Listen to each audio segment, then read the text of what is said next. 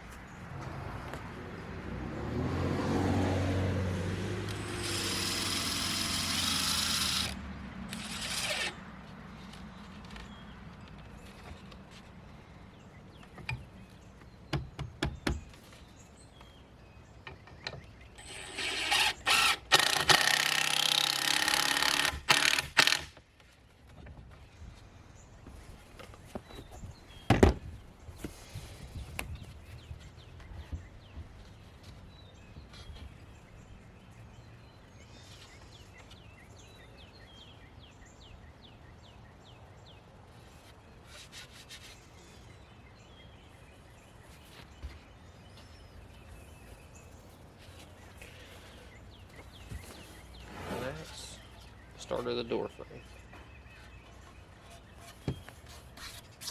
It is going to look rough and rugged, but that's what we want.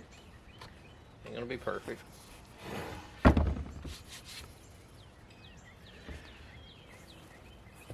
Stay tuned. Just so y'all know, we're actually using real pallets to do the center of the door, kind of making it look rustic as possible. I'm going to attempt to tear them apart without destroying the boards. Stay tuned. Alright, just so everybody knows, there is nails in them boards. It is pallet wood.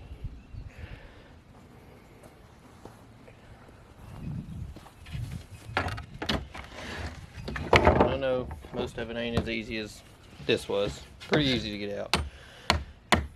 Yeah, everybody says it's just as cheap to buy new wood. Probably right.